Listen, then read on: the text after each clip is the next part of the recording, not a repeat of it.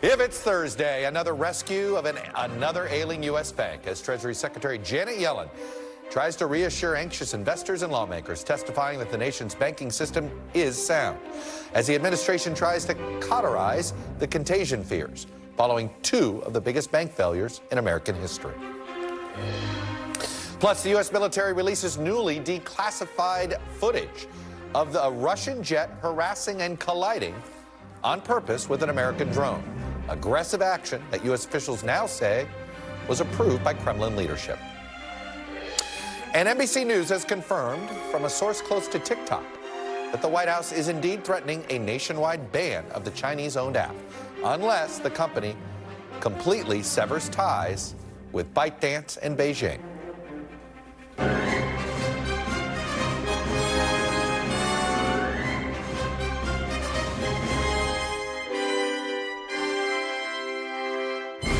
Welcome to Meet the Press Now. I'm Chuck Todd reporting in Washington.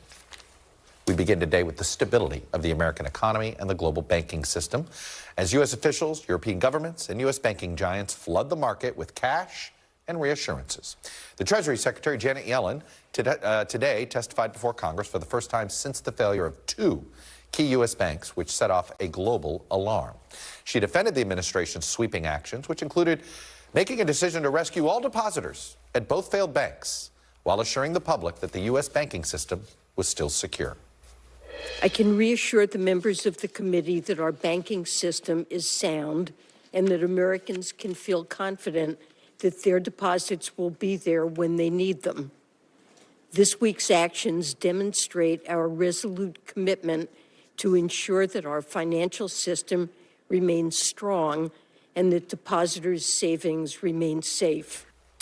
U.S. officials bolstered Secretary Yellen's assertion. They told NBC News that they're seeing signs that this past week's actions did help stabilize the banking system. Those signs include stabilization of deposit flows at small and mid-sized banks. Now, Secretary Yellen also acknowledged that further shocks to the banking system were still possible and that regulators were keeping a close eye on the market for additional red flags.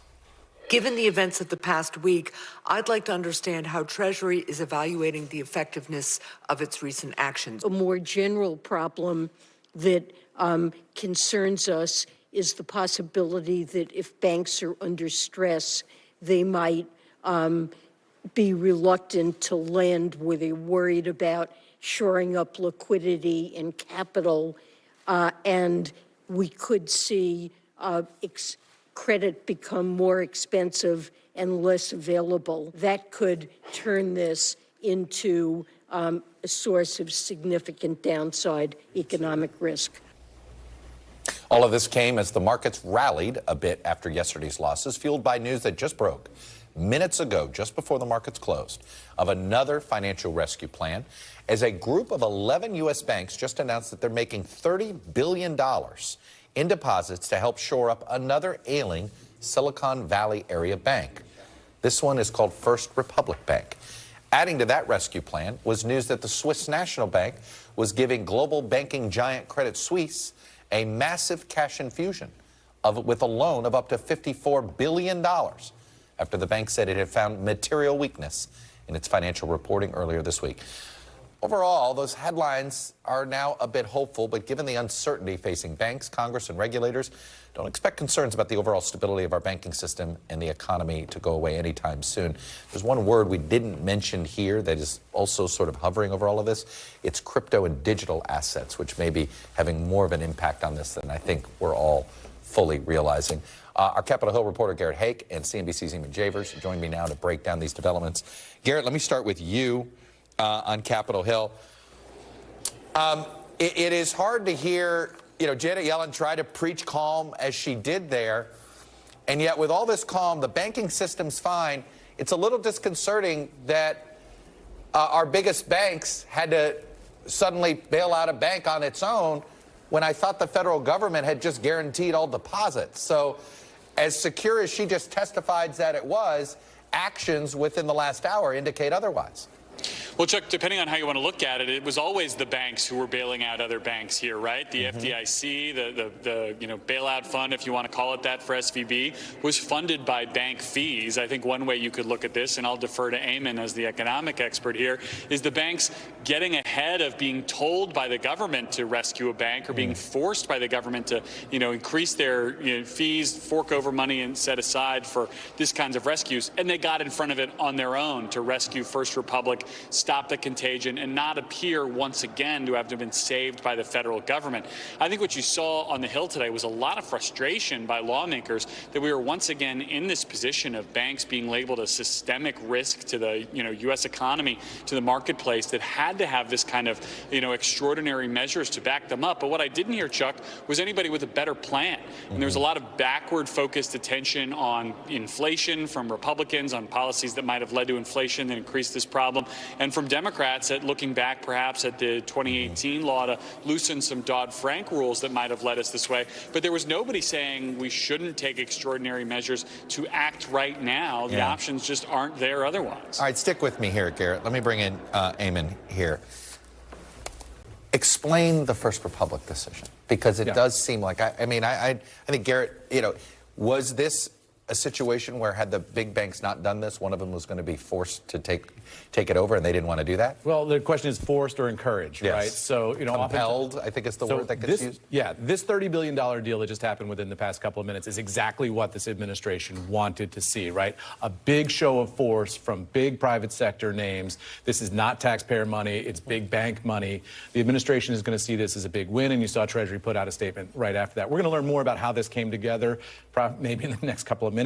But oftentimes what you see is government brokers these deals, brings the big banks to the table, argues to them, look, we've got a smaller size bank here that is struggling. We need you to have a capital infusion, because if you let this one go, the contagion could hurt the economy, could hurt you. It's in your best interest, and the government will sort of be the broker to make that deal happen, and then bill it as a private sector deal, because the politics of that are much better than taxpayer bailout. What can you tell us about First Republic?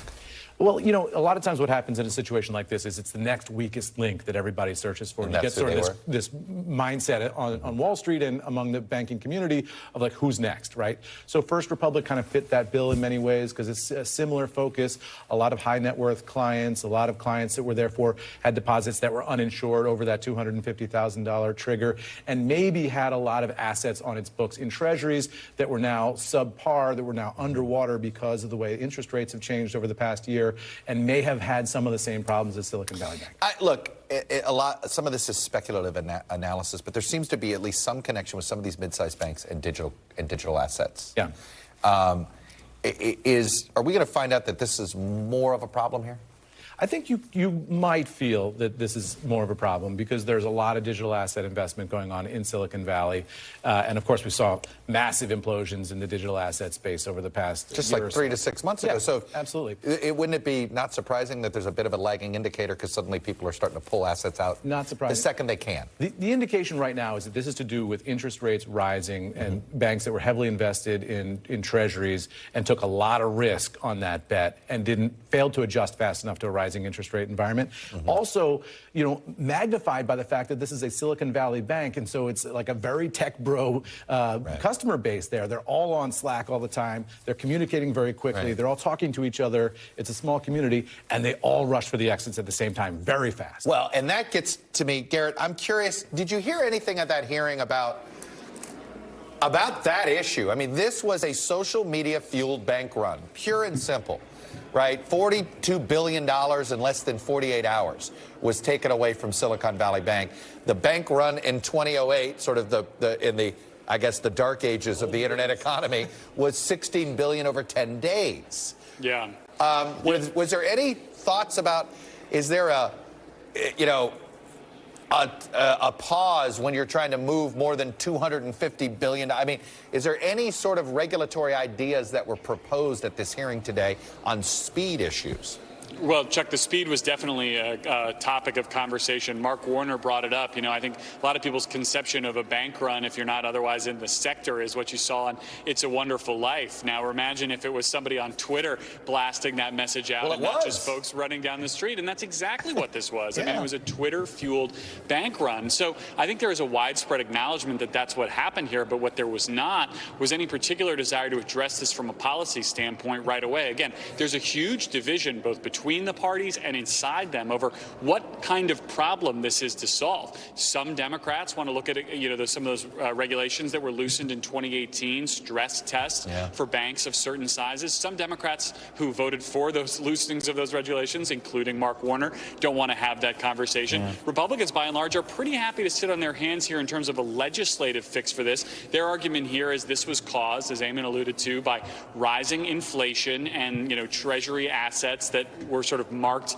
at a different rate, that all of a sudden these banks got caught holding stuff that wasn't worth what it looked like on paper, and that's a problem that isn't addressed by new legislation. It's addressed by smarter banks and regulators who aren't asleep at the switch. The European Central Bank raised interest rates today despite all this. Yeah. What do you think Jay Powell does? Oh, boy, that's a tough call for the Fed, right? I mean, if you raise interest rates, you say we are committed to lowering inflation. We are committed to the plan we had, but you could cause additional breakage inside the financial system. So do they have the guts to continue with their plan, or do they blink and say, you know what, we're going to hold off and see how bad this thing is? If you do that, though, you could signal that maybe you think it's worse than it is. And so it's all psychological and confidence. And I'm just thinking how social media is destroying so many things, now including our financial sector. Anyway, there you go. Garrett Haig, Eamon Chavers, thank you both for getting us started. Joined now by Daniel Tarullo. He served on the Federal Reserve Board amid the aftermath of the 2008 financial crisis. He's also served as a White House advisor, and he's currently a professor at Harvard Law School. Professor Tarullo, thank you for spending a few minutes with us. Let me just start with this larger question here. Which is, could this have been prevented, and if so, how?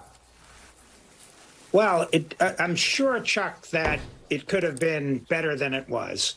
I don't have any question about that. And as I've said over the last few days, I think at the very least there was a significant supervisory failure here on the part of the Federal Reserve.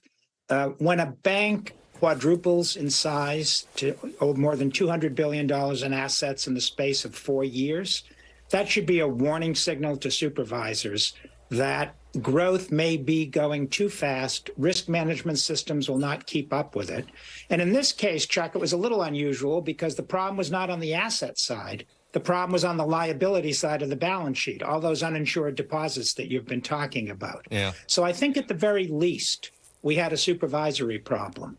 With respect to the legislation, the issue that you've just been talking about, I don't think that there were direct connections between the legislative changes and Silicon Valley Bank, but that legislation was built on an unwise premise. And that unwise premise was banks of less than $250 billion do not pose systemic problems in the United States. And as we graphically saw this past weekend, that's just not true. Though, as a group, those banks account for about half of the lending in commercial real estate and residential mortgages. And so together, they do need to be regulated, not as tightly as a Citi or a JP Morgan, but they need to be looked at more closely than the legislation suggested. I mean, it does feel like the message that the federal government has said is that we're no longer are banks too big to fail, they're too medium to fail. I mean, at this point, are we going to have to create a system that insures all deposits at any bank, period?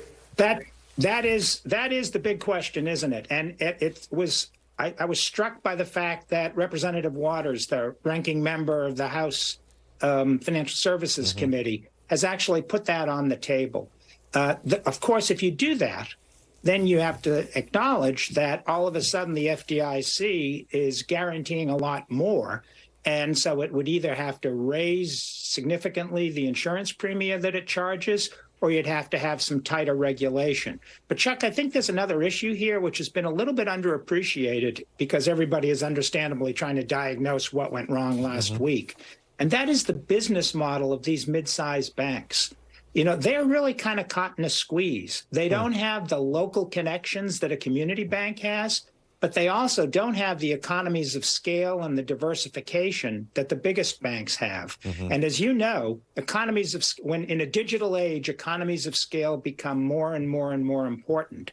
And so I think what you're seeing is they're turning to uninsured deposits as a source of funding in a period in which they are looking for their own niche. And that, I think, is going to be a challenge going forward.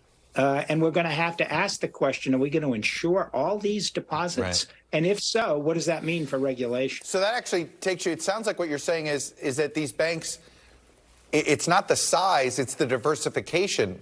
Because, look, I was reading something today that indicated that some of these mid-sized banks have too many liabilities in the digital asset world, and that this was potentially contagious. And then while the digital asset world isn't big enough to take down the economy, well, it could be big enough to take down some banks.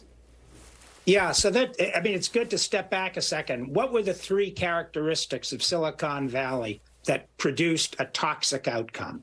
First, as you and your correspondents have been discussing, they had all those uninsured deposits. 85 to 90% of their deposits were uninsured, meaning that they would run as soon as Twitter told them to. Second were the Treasury, their portfolio of treasuries, which by the Fed's recent regulations, they were not required to mark to market, meaning that there was a lot of unrealized loss there, which became apparent last week. And the third thing is what you just alluded to. It's a bank whose business was highly concentrated in a particular sector of the economy, which right now is not doing so well, which is to say tech.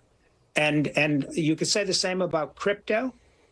This has happened to banks that provide a lot of credit for the energy industry when oil prices are down in the past. Right. So when you have that kind of concentration, it does increase the risks. I should say, by the way, that the federal banking regulators have been trying to limit how much exposure and involvement the insured depository institutions have to crypto. Right. They've been getting a lot of grief for that, but I suspect that the last few days is going to vindicate their position. No, that's for sure. Very quickly, if you were on that board of governors, would you pause interest rate hikes, or would you just keep on keeping on just at a lower rate?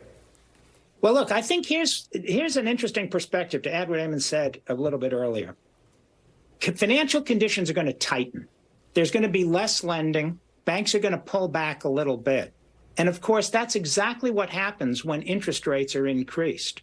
So if I were back on the Fed, I would be asking myself, has this crisis, bad as it is, actually done some of our work for us? And does it allow us to pause here and see how much tightening there's been? I wouldn't pause because of fears of the financial system as a whole, but I might for macroeconomic reasons. You may have. I have a feeling you just foreshadowed the explanation for whatever if nothing does get raised. Daniel Torello, really appreciate you coming on. I learned a lot in our short conversation. I'm sure our viewers did too. Thank you. Thank you very much.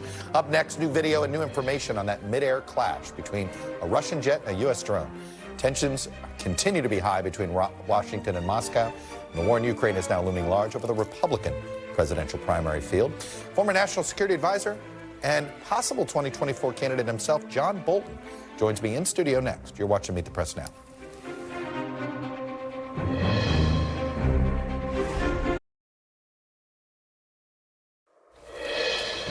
Welcome back. The Pentagon released new video today showing the events that forced the U.S. to down its own drone into the Black Sea, further escalating tensions between Russia and the United States. The declassified video shows two Russian jets approaching the drone while dumping jet fuel into the air and onto the drone. According to the Pentagon, a Russian jet then collided with the drone. It's something Russia had denied. As we learn more about this incident, 3 U.S. officials tell NBC News that the approval for this aggressive action came from the highest levels of the Kremlin, though one official said there was no indication that sign-off came from Putin himself. Our Pentagon correspondent, Courtney Kuby, who had that exclusive reporting, joins me next. Courtney, that is a pretty big charge, and it seems to be an odd thing. Like, would the Kremlin order 2 jets to harass an American drone? And if they are, that's a pretty big deal for a really small thing.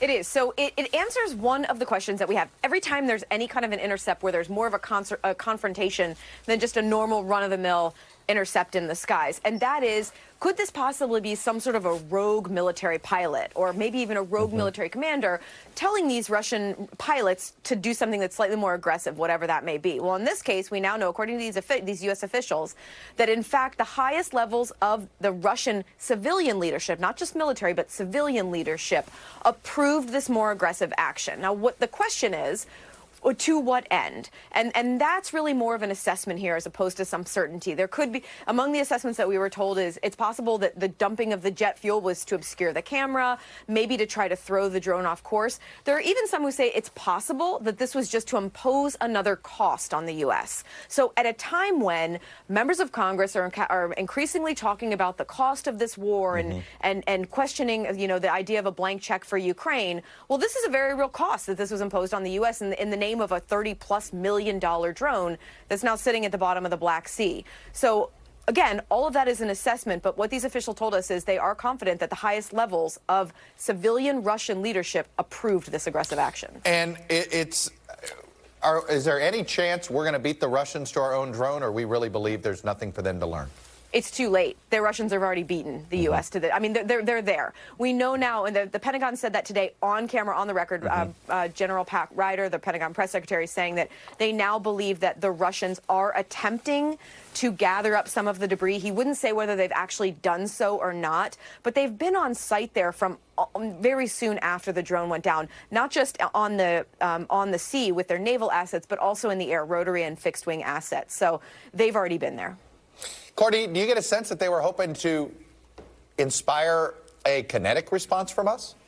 It doesn't seem that way. So, I mean, the aggressive behavior, if it had had what it appears to be the intention of driving the drone away, maybe curtailing some of the surveillance assets or surveillance capabilities that it had, the one thing that the U.S. officials tell us is it appears based off of the video that this was pilot error, inept piloting, and that was what caused the actual collision here, that does not appear to be intentional. Again, they can't know because they aren't in the minds of these pilots, but that doesn't appear to be intentional. And it does appear now that neither side is talking about any kind of a military escalation. So it seems as if this was not intended to spark a wider conflict. What I'm trying to figure out here is that a lot of people are probably thinking their own screens are pixelating when they see that. When they see this video from the Pentagon, it actually is the Pentagon's video pixelating there. Anyway, Courtney Kube on the beat for us there. Courtney, thank you. Joining me now on set here is Ambassador John Bolton. He's, of course, the former National Security Advisor to former President Trump. Ambassador, let me start with you. You have a degree in diplo-speak or intel-speak. So when you hear the phrase highest levels of government on the domestic side, how do you interpret that? Well, the implication is that it's Putin, right? Or if not, Sergei Shoigu, the defense minister. And it wouldn't surprise me. I mean, as long as we're speculating on what they had in mind here, I think the Russians have had a pretty successful run of intimidating the United States and NATO during the course of this war. And a brushback against our drone might have been one more effort to intimidate. Now, obviously, no sane pilot intentionally collides with another vehicle. That seems to be incompetence, right? But likewise, it's not accidental or a rogue pilot dumping jet fuel on top of that drone. They're lucky they all didn't go up in a big ball of fire. So I think it's credible that it did come from a very high level, and I think it's probably intended to say to the Americans, we're gonna push you back here as we have in other areas. And our surveillance of the Black Sea is essentially an arm of Ukrainian military intelligence right now, isn't it? Well, I hope it is. Yeah, it should I mean, it should be in theory, right? But let's be clear. We're entitled to fly in international airspace and do anything we want, as are the Russians. So this was a deliberately provocative act, and I think it's a mistake to give a relaxed response. Yeah, I was just going to say, what would you be advising? You know, if President Biden asked you, just give me your 2 cents, what would you advise him to do on this one? I'd throw out 30 or 40 Russian diplomats. So you would do a response like that, but yes. do it here. Not a military response, but a diplomatic response. I would make it clear it was unacceptable, and I'd keep the pressure on. I want to move to why we invited you here, because it seems as if this is something you predicted. It was on this program. You said you thought there was a virus of isolationism running through the Republican Party. One could argue now the two leading candidates, the most likely scenario right now, if you believe all the polling, is that you're going to have President Biden facing somebody who doesn't believe we should be in Ukraine. Yeah. What does that mean for the Republican Party? Well, I think it's very inconclusive politically at this point, because I think the early polling isn't necessarily going to tell you the direction things are going to go.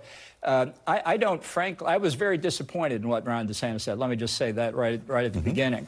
I don't understand the political logic of it before we get to the bad strategy. Okay. What kind of voter is going to say, you know, I was going to vote for Donald Trump, but then I heard Ron DeSantis had exactly the same position on Ukraine as Donald Trump, so now I'm going to vote for Ron DeSantis. What is the voter that he's trying to appeal to?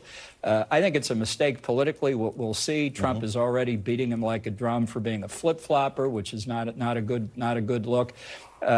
So whatever the political strategy was, I think that was wrong. And in terms of geopolitics, I think it was badly wrong. Well, let's talk about this. He calls it a territorial dispute. So let's go. Let me play this game here. Governor DeSantis calls you up, says, "Hey, look, I'm learning more here. I think this is a territorial dispute." And you would say? Of course it's not a territorial dispute, but it reflects his antecedent error of saying it was not a vital United States national interest, which it manifestly is. It has been bedrock American policy since 1945 that peace and security on the European continent are important to the United States, important economically, important politically. In the terms of the NATO treaty itself, important civilizationally. So a threat to Ukraine is a threat to peace and security in Europe and to our allies. This is an act of unprovoked aggression. And let's be clear, the Russians don't think this is a territorial dispute. They think it's about recreating the Russian Empire. The Ukrainians don't think it's a territorial dispute. They think it's about their sovereignty and independence. And I think there's a real important analogy here between Ukraine and Taiwan. Well, it's fun. Let me pause you there, because that's exactly where I was about to go, because I actually want to put up his whole statement, because this is where his statement is actually in conflict, and it's on the issue you're about to bring up. Well, here's what Ron DeSantis, the longer statement he sent to Tucker Carlson. While the U.S. has many vital national interests, securing our borders, addressing the crisis of readiness within our military, achieving energy security and independence, and checking the economic, cultural, and military power of the Chinese Communist Party, becoming further entangled in a territorial dispute between Ukraine and Russia is not one of them. He clearly splits the two, does not see a connection between Ukraine and between the threat of the Chinese Communist Party. It just seemed, it seemed like you can't think of one thing as a global threat and not see it over here. That's where I'm coming down, but what say you? Well, let me address one other thing. When he says it's not a vital national interest, then he goes on to say, I won't supply F-16s or weaponry that can strike in Russian territory. Well, look, if it's not a vital national interest, we shouldn't supply anything. It's just not worth it at all. Well, that was the question I was going to have for him. How do you get out? Well, but let's come back to this one. The issue is whether the question for both Ukraine and Taiwan is, shall they exist as free and independent states or shall they not? If we believe that the deterrence of aggression against countries where America has an interest, and we have a significant interest in Ukraine and a significant interest in Taiwan, if we don't think that deterring against that is worthwhile, then we're prepared to give up both Ukraine and Taiwan. They are conceptually and strategically inseparable, in my view. I'm going to get back to the politics of this, because one of the things I was telling my staff, I said, you know, whenever there's a conflict, whenever there's a war that breaks out, the easiest political position to take is to be against it, because eventually that'll be the popular position. I mean, if you see it, other than World War II, it does feel like over time that is. It's very possible in 2 years this is a country that doesn't want to do it, and elect somebody that says, hey, no, pull back. How would we pull back? What would that look like, and what do you think the repercussions would be? Well, it would be surrendering Ukrainian territory to Russia. There's no doubt about it, and hoping the bear would go away. That isn't going to happen. But I think part of our problem here is the ineptness of the Biden administration. What exactly are our goals in Ukraine? If you ask them, when should we negotiate with the Russians, they say, well, that's up to the Ukrainians to decide. So did the President of the United States delegate his commander-in-chief authority to President Zelensky? I understand Ukraine's got goals. What are America's goals? Our official position is we want to see the restoration of full sovereignty and territorial integrity. Those are the goals. Let's reaffirm them, and let's say, what strategy are we going to put together to achieve that and end this argument about one weapon system after another. If Biden doesn't think those are our goals, he needs to say that so we can have a debate. It does seem as if if you believe the whole goal is to restore the entire territory, including Crimea, then what should we be doing right now? Giving them a lot more than we are? Absolutely. And I think this is where the Russians have, with incredible success, deterred the United States. Going back almost to the beginning of the war, when the Poles said, what if we give our MiGs to the Ukrainians? Which they've now done. The Secretary of State said yes, and the President said no. Why? Because they're afraid of escalation in a wider war. I'd like to say, afraid of what escalation? The Russians are doing so well in Ukraine. They have a spare army somewhere they're going to use elsewhere against NATO.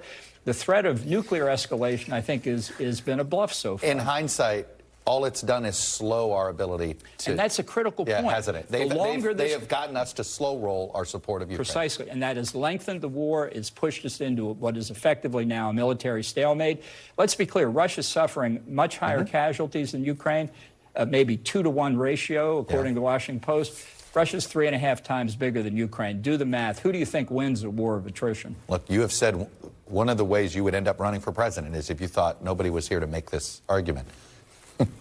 Sounds like there's not going to be a lot of people to make your argument. You going to run? Well, I like the argument that I'm making, and I think it's important to make. I think on foreign policy, people want their leaders to explain what the objectives are and how we're going to get there. Biden has failed to do it. It has opened the door to the isolationists who say we shouldn't be there at all. This is a tragedy in the making. What's your timeline? Well, I'm still thinking about it, and it's a complex process. I looked at it in 2016. Yep. I'm not going to do it frivolously, one way or the other. Fair enough. John Bolton, former National Security Advisor and U.S. Ambassador to the United Nations. Good to see you. Glad to be with you. Up next, TikTok tensions. A major move by the White House reportedly demanding that TikTok's Chinese owners sell their stake in that hugely popular app or face the possibility of a nationwide ban. You're watching Meet the Press now.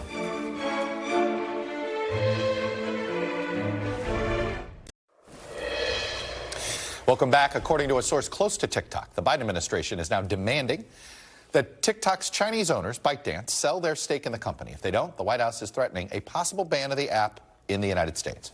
Here's the concern, that the Chinese government could use the app to access American data on all Americans, not just data of a few people, and potentially use the app to spread misinformation in a hurry. A spokesperson for TikTok said in a statement, divestment would not solve national security concerns, and that the company is already implementing, quote, U.S.-based protection of a U.S. user data. Last week, top intelligence officials testifying before Congress warned that the app could be used as a dangerous tool of the Chinese government. You've got a data collection issue, which could be used to conduct all kinds of data operations and traditional espionage. It's the algorithm, that, as you rightly pointed out, that enables them to conduct influence operations. And finally, it's the control of the software, which gives them access to millions of devices. General Nakasone, do you share Director Wray's concerns? Are you willing to answer the question whether we should ban it? One-third of Americans get their news from TikTok every single day. 1/6 of American youth say they're constantly on TikTok. That's a loaded gun, Congressman. TikTok CEO is set to testify before Congress next week. Joining me now from outside the White House is our own Monica Alba. And Monica, under what authority would the White House be able to ban TikTok, and how does that work technically? We don't know is the short answer to that, Chuck. The actual enforcement of this potential ban is a big question mark, and that's because the Biden administration, while they've put forth their clear position on this with a big threat, essentially they would need some bipartisan legislation, it seems like, to give them the powers to go after these kinds of tech platforms, and specifically TikTok. So we know that for months they've been having these conversations, knowing some of the national security risks, knowing what privacy and data potential abilities here the Chinese government could have to take. And essentially the White House has said, look, we're going to let this review play out. And nothing really has changed except that TikTok has gotten even more popular. We're talking about 100 million Americans who use this extremely popular app, right? So essentially now the president is saying, I need to take a more aggressive stance, because he is being advised by his own experts that this is something that really could be potentially a problem, which Beijing says the U.S. has shown no evidence to this point. point that this is really a national security concern. But the president has also been criticized a lot by Republicans, mostly saying he hasn't done enough. He hasn't taken a significant enough step. So now that's why you're seeing the administration say this is the hand we can play. But from people I talked to all day today, and what I understand is this could take months, Chuck. There's nothing that's going to happen imminently here. And again, even if this is something where the U.S. decided they could take this additional step and try to do it, there's no real evidence that they can actually enforce it across the entire country. They've been able to do so on government-owned devices, but not beyond that. So that remains the major question. Is it, though, the big reason why the government is so skeptical of TikTok is TikTok is fighting this divestment so hard? This is not an unusual thing for countries to have divestments, to have subsidiaries, to have these things happen. And, you know, look, in my conversations with TikTok, it's always been the question they can't answer very well. My goodness, why are you fighting divestment so much? Yeah, and they've done that constantly, and what they've said is what really needs to be invested into some third-party monitoring and vetting, some of which happens right now, but which could be boosted. So that's another potential off-ramp here. But absolutely, ByteDance has said they have no plans to sell at this point, Chuck. Yeah, it is an odd decision. They're willing to spend more money to do this convoluted thing than do the cheaper, easier way to do this and divest it. It's fascinating. Monica Alba, outside the White House for us. Monica, thank you. Up next, we got some new developments tied to two separate criminal investigations that could end up leading to indictments of former President Trump before the end of this month. You're watching Meet the Press Now.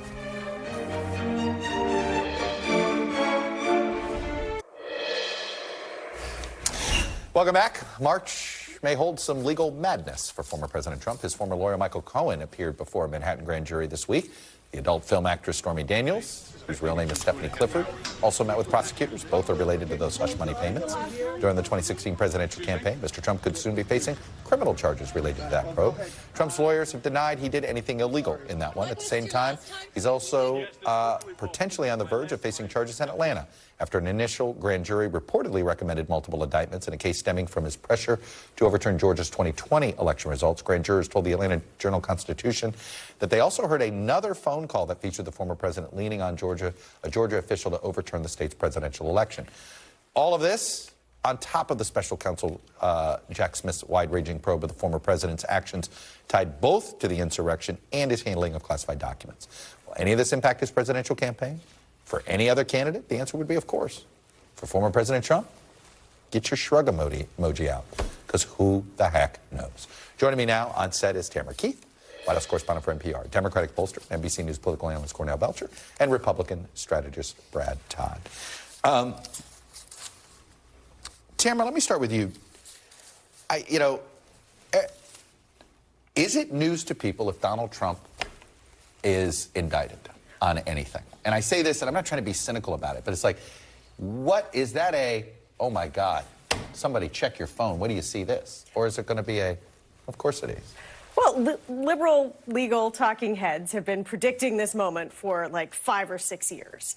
But it may actually happen, and I think that it is hard to predict exactly what the impact of that will be. Like, are indicted is different than just like are running for president or are complaining about a witch hunt. It could be different for some voters, probably not for all voters, because the search of his Mar-a-Lago property ultimately helped him in the polls, at least for a while, with people who were sort of rallied around him.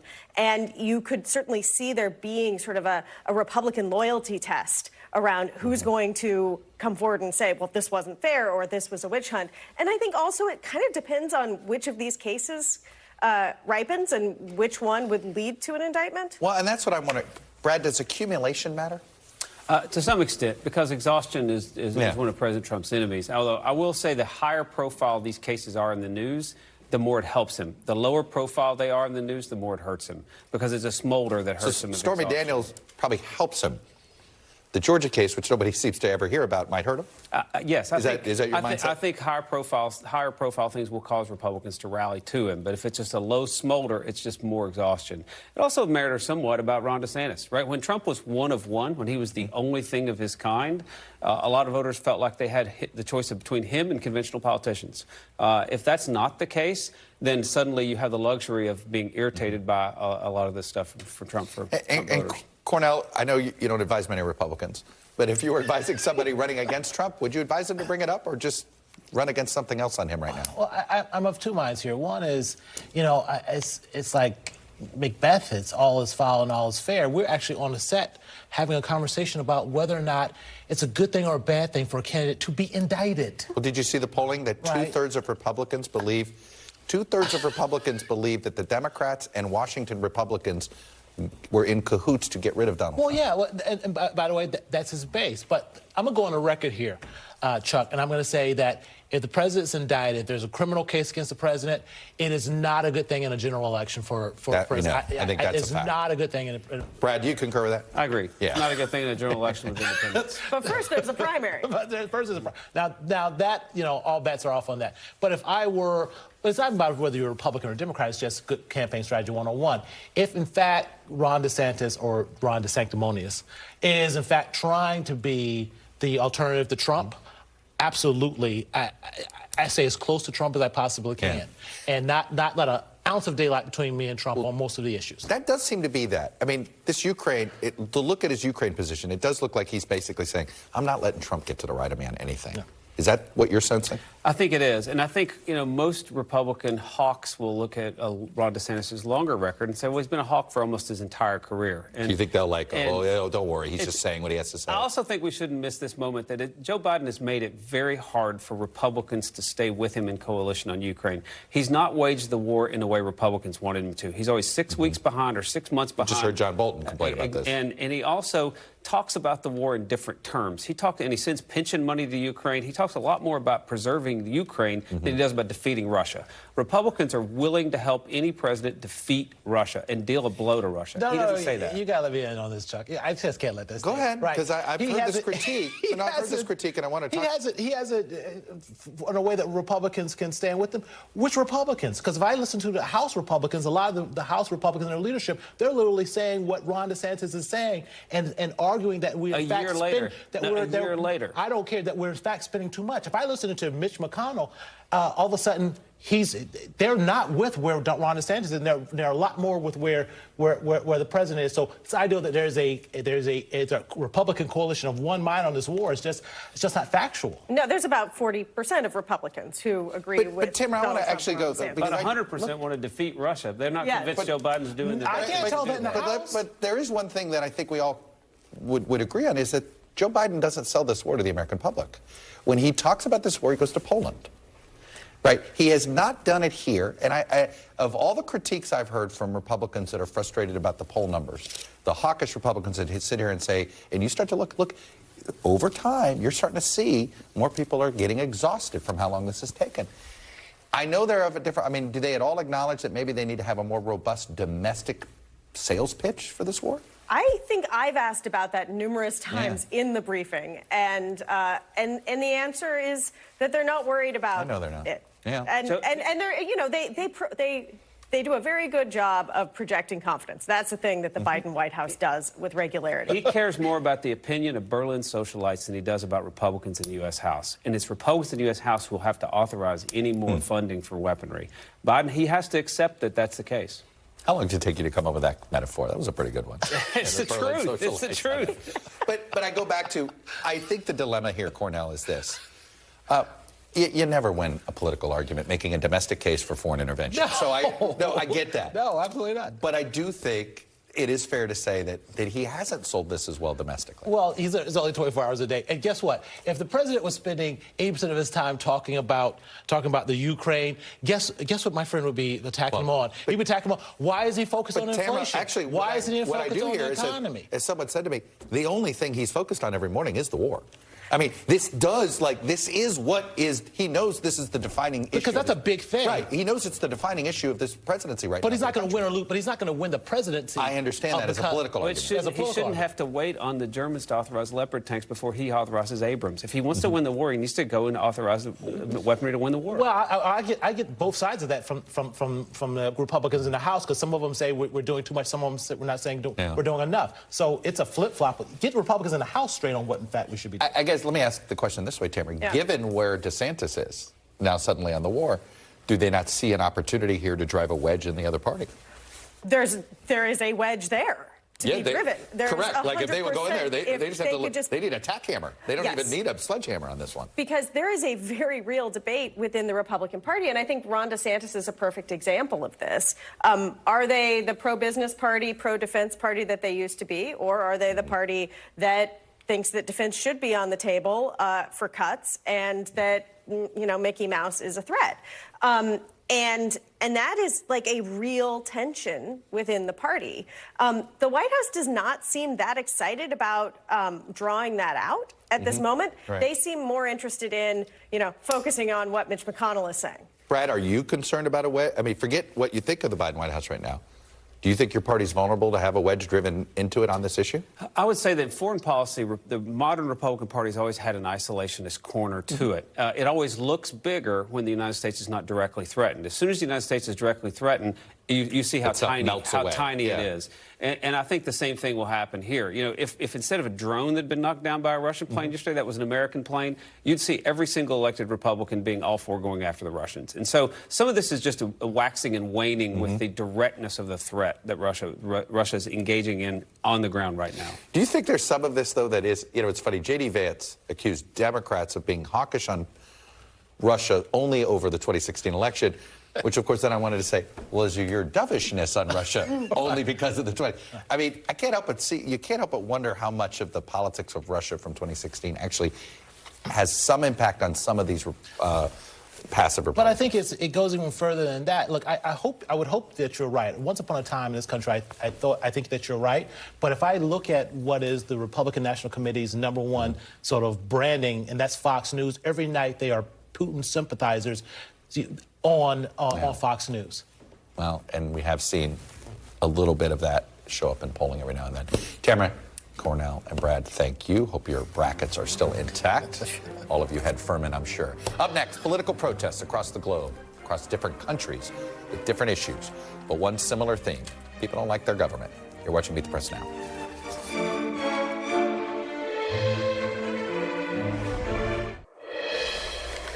Welcome back. There were large anti-government protests today in two of the world's leading democracies. First to Israel. Demonstrators took to the streets yet again for what they're calling a day of disruption. Mass protests against the government's controversial plan to overhaul Israel's judicial system. All of this comes as the Prime Minister, Benjamin Netanyahu, rejected a compromise proposal that was put forth by Israel's president. Netanyahu said yesterday that the proposal wouldn't create balance between the branches of government. Netanyahu's government says the change in the judicial system is necessary because Israeli courts and non-elected judges have too much sway over how the country is governed. Of course, critics say that Netanyahu's plan would simply weaken the Supreme Court, upending the checks and balances between branches and giving the government and prime minister too much power. And remember, all of this push by the Israeli government has to do with Netanyahu's own legal problems there.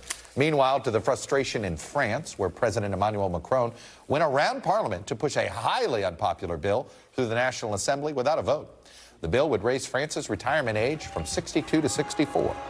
The proposed changes have prompted major strikes and protests across the country since January. And today's move further enraged not only those protesters outside on the street, but also lawmakers inside Parliament who were surprised by Macron's decision to invoke that lone special constitutional power that he has minutes before that scheduled vote. Our own Molly Hunter has more from Paris. Yeah, and the reaction was absolutely immediate, both politically and out here on the street. So you heard from the opposition, you heard boos. It was raucous. People banged on tables instantly when it was announced earlier this afternoon, and people took to the streets. So we are just on the Champs-Élysées, just up from La Place de la Concorde. Hundreds and hundreds of people have gathered there. They're burning tires, they're waving flags. But just to be clear, this is not a new agenda item on President Emmanuel Macron's agenda. It's certainly surprising the way it actually went through, but basically he's been saying since his first term he's a finance guy and he's crunched the numbers, and that mathematically France could not support future generations. So the thrust of this bill, the main sticking point, is that it raises the retirement age from 62 to 64. But in his second term, and he waited through his first term, he now has two problems. The first is he doesn't have the political majority. He does not have the majority to get bills passed. And the second is that popularly and publicly, it's incredibly deeply unpopular. According to the most recent polls, 70% of people across the country not only opposed the bill, but also supported strikes. So that's what we've been seeing in the last couple of weeks. Unions have been striking. The police, schools, public transportation, the metro was not working this afternoon. Walking around Paris, I've been here just about 24 hours. There are piles of garbage all over the city. 9,000 tons of garbage are currently on the streets. So what happens now, and we saw the reaction almost immediately with these strikes, and the unions have just announced they will continue to strike. So we will continue to see the protests. Of course, when people are striking, they do not get paid. So that's certainly pressure. And the second thing is politically, is the opposition now has 24 hours to come up with a vote of no confidence. That's incredibly rare in France. If it gets through, though, that could oust both his Prime Minister, Elizabeth Borne, and bring down the government. I'll send it back to you.